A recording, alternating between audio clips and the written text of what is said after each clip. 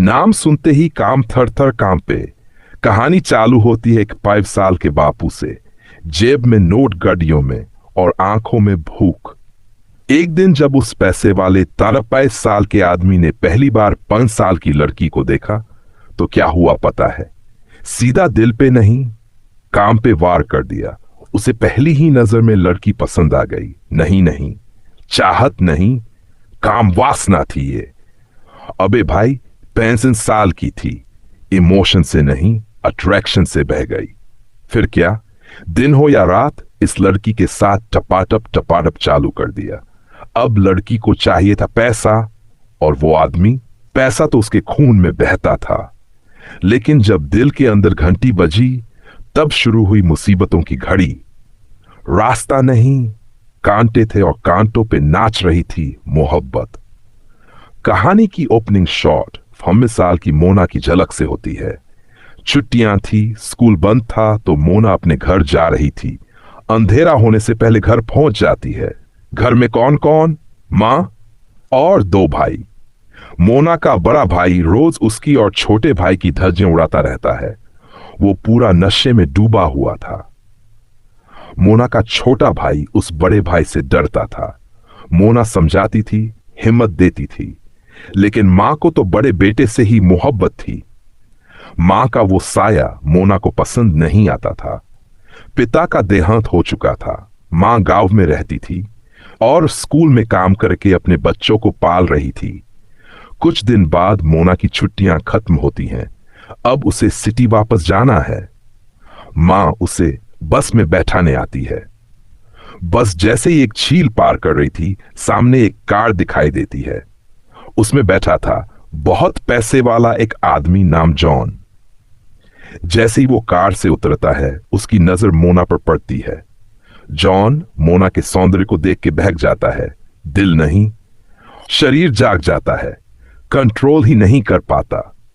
John Mona के पास जाकर बात करने की कोशिश करता है। पूछता है, कौन हो, कहां जा रही हो? मोना उसकी बातों को सीरियसली नहीं लेती। असल में जॉन की फैमिली बहुत अमीर थी। वो अपनी पढ़ाई पूरी करके घर लौट रहा था। कुछ देर बाद जॉन को पता चलता है कि मोना का हॉस्टल उसके घर के पास है। वो कहता है, चलो मेरी गाड़ी में छोड़ देता हूं।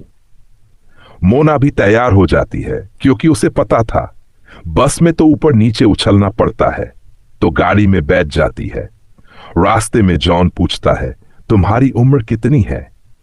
मोना बोलती है, साल। पर असल में वो थी सिर्फ फहमीजी की, और जॉन पूरे 38 साल का था। जॉन उसे अपने फैमिली के बारे में बताता है। बातों बातों में जॉन मोना को छूने की कोशिश करता है। अबे भाई, दिल में नहीं, दिमाग में सुनामी मची थी। लेकिन मोना को सब समझ में आ जाता है। वो साफ कह देती है, जो तुम करना चाहते हो मैं उसके लिए तैयार नहीं हूं। लेकिन जॉन कहां मानने वाला था।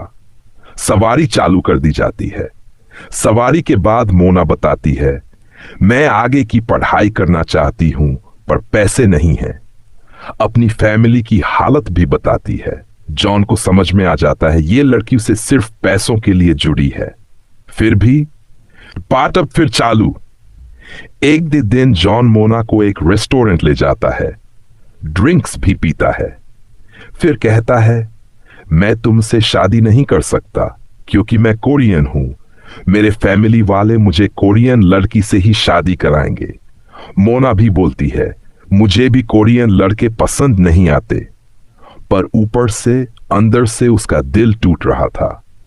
मोना को अब जॉन से प्यार हो जाता है। वो सवारी चालू रहती है। हर दिन स्कूल के बाद मोना बाहर आ जाती है। जॉन की कार में बैठती है। टपाटप चालू। कई दिन ऐसे ही गुजरते हैं। एक दिन मोना अपने गांव जॉन के साथ आती है। मां देखकर शॉक्ड हो जाती है।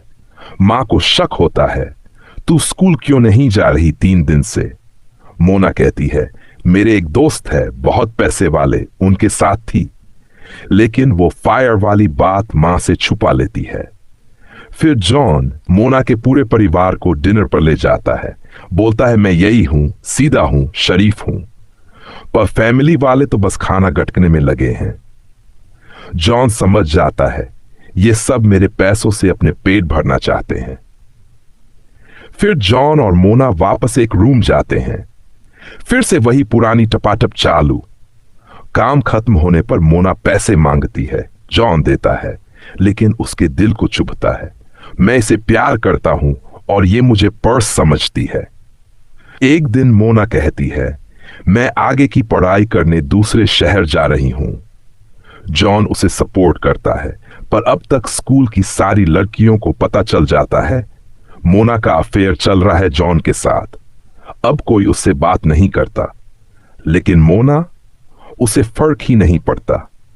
फिर एक रात जॉन मोना को रिंग देता है, क्योंकि अब वो मोना से शादी करना चाहता है।